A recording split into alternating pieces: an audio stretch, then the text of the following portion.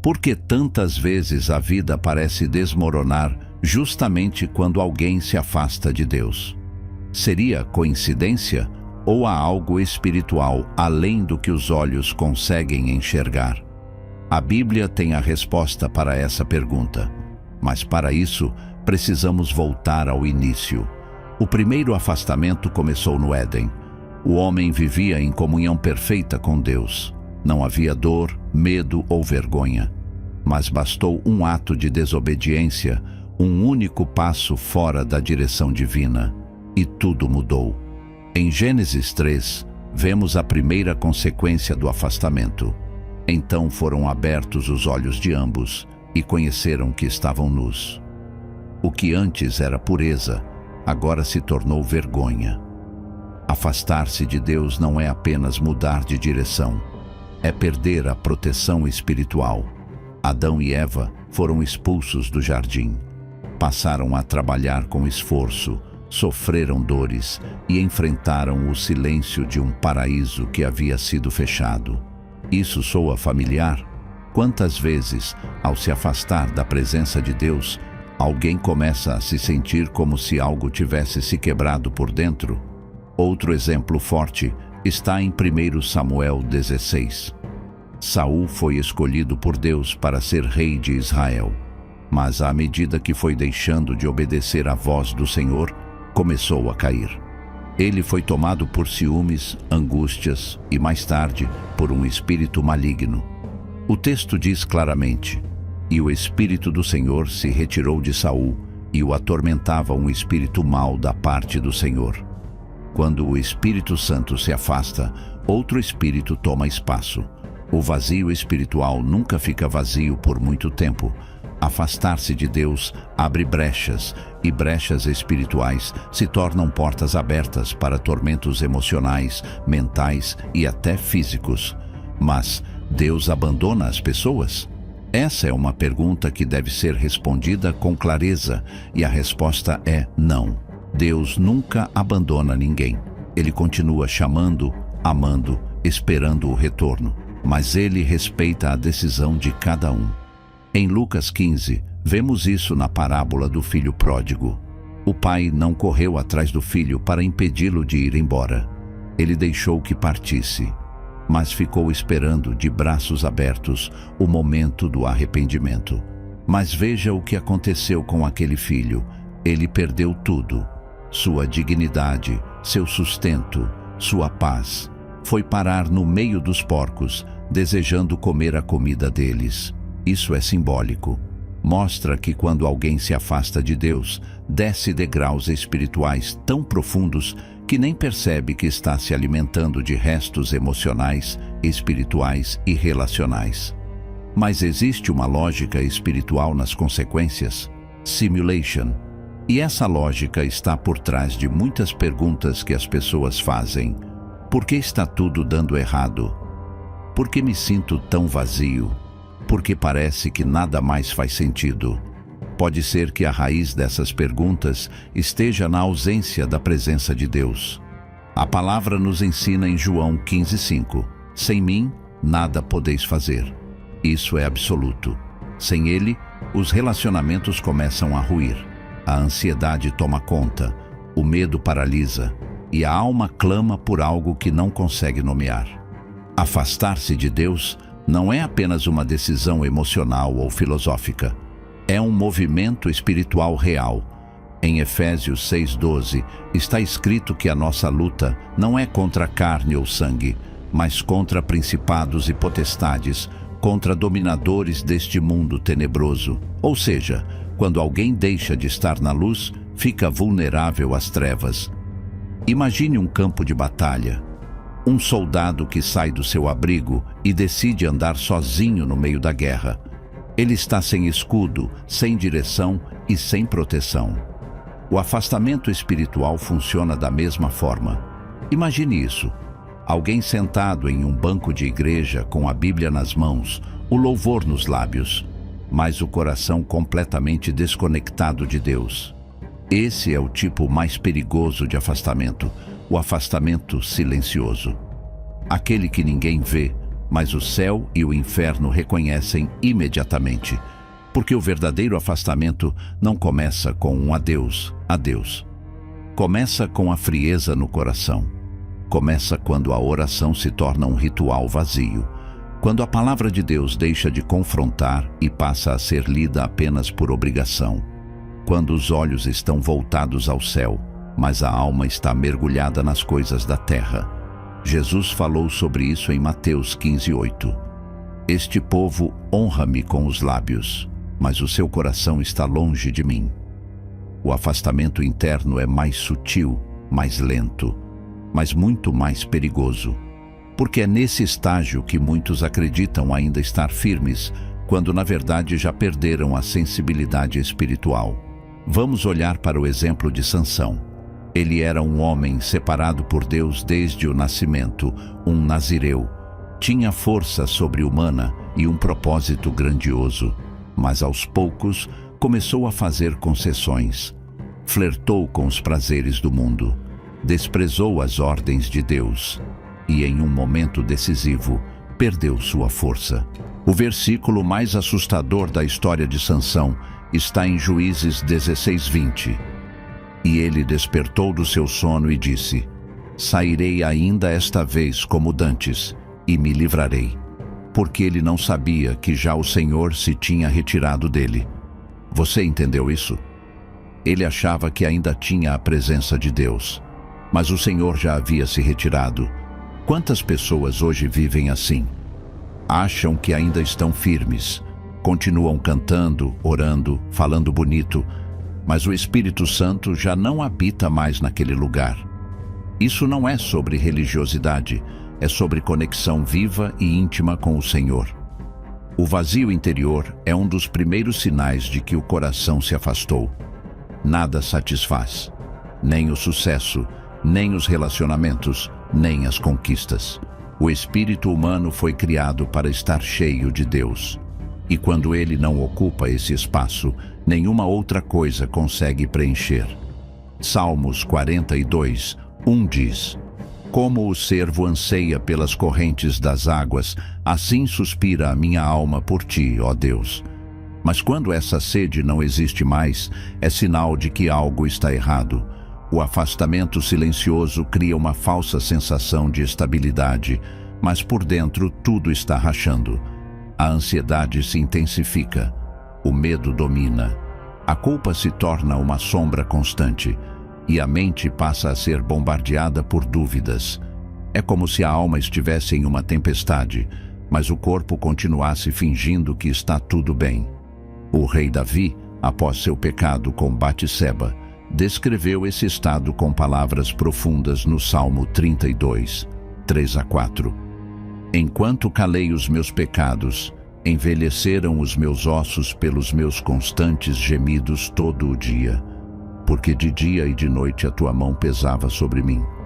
Mesmo sendo rei, mesmo ainda estando no trono, Davi estava espiritualmente quebrado, porque o pecado não confessado, o afastamento não tratado, seca os ossos, tira a paz e desliga o coração da fonte. Mas como alguém pode voltar? Existe retorno para quem se afastou? Sim. E essa é a parte mais poderosa da graça de Deus. Não importa quão longe alguém tenha ido, não importa se o afastamento foi escandaloso ou silencioso. A porta do retorno está sempre aberta, mas é preciso reconhecer, é preciso parar de fingir. Em Apocalipse 2:4-5, Jesus fala à igreja de Éfeso, que fazia tantas boas obras, mas havia se afastado do essencial. Tenho, porém, contra ti que deixaste o teu primeiro amor. Lembra-te, pois, de onde caíste e arrepende-te. O caminho de volta começa com lembrança e arrependimento. É preciso lembrar como era no início, quando o coração ardia, quando a presença de Deus era mais importante que qualquer outra coisa, quando o pecado doía e não era tolerado. E o que acontece quando se volta de coração? A reconexão com Deus muda tudo.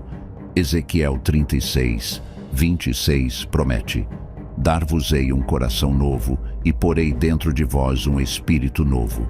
O coração duro é substituído, a frieza é derretida, e a presença de Deus volta a ser o centro da vida. E se chegar um ponto em que Deus para de falar? E se depois de tantos sinais ignorados, o céu ficar em silêncio? O afastamento de Deus não acontece da noite para o dia, mas chega um momento em que o coração se endurece tanto que os olhos não veem mais e os ouvidos não ouvem mais. E esse momento é perigoso. É o início de um tipo de juízo espiritual que poucos compreendem. Romanos 1:21-24 descreve um cenário assustador. Porquanto, tendo conhecido a Deus, não o glorificaram como Deus. Por isso também Deus os entregou às concupiscências do seu coração. Essa entrega não é bênção, é juízo. Quando Deus entrega alguém aos próprios desejos, é como se dissesse: você não quer ouvir? Então siga sozinho. E nesse abandono consentido, o mal se instala. A consciência adormece. O pecado deixa de incomodar. O afastamento vira um estilo de vida. Hebreus 3:15 faz um alerta urgente. Hoje, se ouvirdes a sua voz, não endureçais os vossos corações. Esse versículo indica que existe um hoje para ouvir, uma janela de oportunidade, uma voz que chama. Mas se o coração se fecha repetidamente, se recusa a obedecer, essa janela pode se fechar. Esaú é um exemplo disso. Ele desprezou sua primogenitura, trocando algo eterno por um prazer passageiro. Hebreus 12:17 afirma que depois ele quis herdar a bênção, mas foi rejeitado, porque não achou lugar de arrependimento, ainda que com lágrimas o buscou. Isso significa que ele se arrependeu? Não. Ele sentiu remorso, tristeza, mas não mudança. O tempo da bênção havia passado. Isso nos ensina que nem sempre as lágrimas indicam um coração disposto a obedecer. O profeta Saul, após sua rebeldia, procurou ouvir a voz de Deus novamente, mas algo mudou. 1 Samuel 28:6 diz: consultou Saul ao Senhor, porém o Senhor não lhe respondeu, nem por sonhos, nem por Urim, nem por profetas. O silêncio foi a resposta. Deus já havia enviado alertas, já havia dado chances, e Saul recusou todas. Chegou o momento em que a voz cessou. Quantos hoje continuam recebendo palavras, convites, apelos, mas rejeitam todos? Cuidado! O tempo da graça é real, mas também é finito. Não sabemos até quando o Espírito Santo continuará tocando. Quando ele parar de chamar, é porque o juízo começou. Efésios 4:18-19 descreve aqueles que se afastaram, entenebrecidos no entendimento, separados da vida de Deus, havendo perdido todo o sentimento. Eles perderam o quê? O sentimento, a sensibilidade, a dor do pecado, o temor do Senhor. E quando isso acontece, a pessoa continua vivendo, mas espiritualmente está cauterizada. É como um navio à deriva, sem bússola, sem mapa, achando que está tudo bem, até que o naufrágio chega. Mas há uma luz mesmo no silêncio. Mesmo quando tudo parece perdido, a Bíblia mostra que o amor de Deus continua batendo à porta. Lamentações 3:22-23 declara: as misericórdias do Senhor são a causa de não sermos consumidos, porque as suas misericórdias não têm fim, renovam-se cada manhã. O problema não é Deus deixar de ter misericórdia. O problema é quando a pessoa deixa de buscá-la. Por isso, enquanto há vida, há chance. O filho pródigo caiu em si ainda no chiqueiro, mas ainda havia uma casa esperando por ele. Mas se ele continuasse naquele lugar, recusando-se a voltar, a fome o teria vencido. Não podemos adiar esse retorno. Efésios 5:14 diz: desperta, ó tu que dormes, e levanta-te dentre os mortos, e Cristo te esclarecerá. Esse é o apelo para os que ainda têm tempo, para os que ainda ouvem, para os que ainda sentem que algo está errado. Se o coração ainda se comove, ainda sente a ausência de Deus, ainda chora quando ouve a palavra, então ainda há tempo de voltar, ainda há chance de recomeçar, mas não ignore esse chamado, porque o pior castigo que alguém pode receber nesta vida não é uma tempestade, uma perda ou um sofrimento.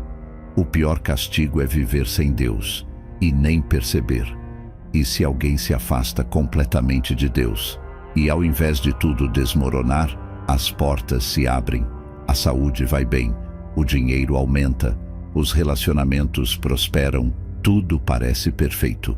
Será essa pessoa abençoada por Deus, mesmo longe dele? Ou será que existe algo mais profundo acontecendo? Algo que poucos entendem, mas que a Bíblia revela com clareza. Essa é talvez a revelação mais séria deste vídeo, e pode mudar completamente sua forma de ver a paz de quem vive longe de Deus. Salmo 73 é o grito de alguém confuso com essa realidade. Asaf escreve: "Quanto a mim, os meus pés quase que se desviaram, pois tive inveja dos soberbos ao ver a prosperidade dos ímpios." Ele observa que os ímpios não têm dores. Vivem em conforto, parecem intocáveis. E isso o faz questionar: vale mesmo a pena ser fiel? Mas então algo muda.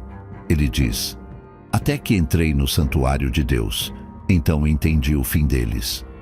A resposta está aqui. A prosperidade do afastado pode ser uma anestesia. Um silêncio que não representa aprovação, mas abandono judicial. A ausência de disciplina não é prova de bênção. É evidência de que Deus deixou de corrigir. E quando Deus deixa de corrigir, o fim é terrível. Romanos 2, 4-5 declara: "Ou desprezas tu as riquezas da sua benignidade, ignorando que a bondade de Deus te leva ao arrependimento? Mas, segundo a tua dureza e coração impenitente, entesouras ira para ti no dia da ira." Em outras palavras, o fato de Deus não agir imediatamente contra o pecado não é aprovação, é paciência. E quando essa paciência é ignorada, a pessoa começa a juntar juízo, como quem acumula riquezas sem perceber que está cavando a própria ruína. A prosperidade do afastado pode ser como um caminho largo, sem buracos, reto, mas que leva diretamente ao abismo. Hebreus 12:6 diz: "Porque o Senhor corrige o que ama e açoita a qualquer que recebe por filho." E no verso 8 vem o choque: "Mas, se estais sem disciplina, da qual todos são feitos participantes, sois então bastardos e não filhos." Ou seja, quando Deus não corrige, é porque não reconhece a pessoa como filho. Isso é assustador. Quantos hoje vivem em paz, cometendo o que querem, sem nenhuma inquietação, e acham que estão bem, mas na verdade foram deixados à própria sorte? Jeremias 6,14 denuncia os falsos profetas da época dizendo: "E curam superficialmente a ferida do meu povo, dizendo: paz, paz, quando não há paz." A ausência de conflitos não significa paz verdadeira. Muitos estão vivendo bem, mas longe de Deus, porque ainda não colidiram com as consequências. A falsa paz é como um calmante dado a alguém que está gravemente doente, sem que se trate a raiz do problema. Mas Deus ainda está chamando. Mesmo no mais profundo afastamento, ainda pode haver um sussurro. Isaías 30:10-15 revela o que o Senhor dizia ao povo rebelde: "Na conversão e no descanso estaria a vossa salvação, na quietude e na confiança, a vossa força, mas não quisestes." Essa frase é poderosa, mas não quisestes. Não foi falta de oportunidade, foi falta de decisão. E é aqui que a responsabilidade recai sobre cada um de nós. O afastamento de Deus pode vir disfarçado de sucesso, de independência, de aparente paz, mas é uma estrada vazia, silenciosa e cada vez mais escura. Até que um dia não se ouve mais nada, e quem está ali nem sente mais falta da luz. Hoje, essa mensagem chega como uma trombeta espiritual, como um alerta final. O tempo de voltar é agora. Jeremias 29:13 diz: Buscar-me-eis e me achareis, quando me buscardes de todo o vosso coração. Não há distância que Deus não possa alcançar. Não há buraco tão fundo que Ele não possa tirar. Mas é preciso querer voltar. É preciso clamar. É preciso quebrantar. Coisas ruins acontecem com quem se afasta de Deus? A resposta é sim, mas nem sempre essas coisas ruins são visíveis. Às vezes, o pior que pode acontecer é nada acontecer. Nenhum sinal, nenhuma dor, nenhuma voz. Apenas uma paz fria, uma vida aparentemente boa e um abismo se formando debaixo dos pés. Se ainda há lágrimas, temor e sede por Deus, então há esperança. Mas, se nada mais comove, se o pecado já não fere mais, se a consciência está em silêncio, então é hora de clamar por um milagre. Hoje pode ser o dia da volta, do recomeço, da reconciliação. O Pai ainda está de braços abertos, mas não ignore esse chamado, porque talvez, depois dele, o silêncio comece. Se essa mensagem falou com o coração, compartilhe. Alguém pode estar vivendo exatamente essa falsa paz, achando que está tudo bem, enquanto o abismo se abre lentamente. Curta, comente e envie para quem precisa despertar. Inscreva-se no canal para mais conteúdos que despertam, confrontam e restauram. E nunca se esqueça, quem tem Deus tem vida, quem se afasta perde tudo, até a noção de que perdeu. Que o Senhor fale contigo e que não seja em silêncio.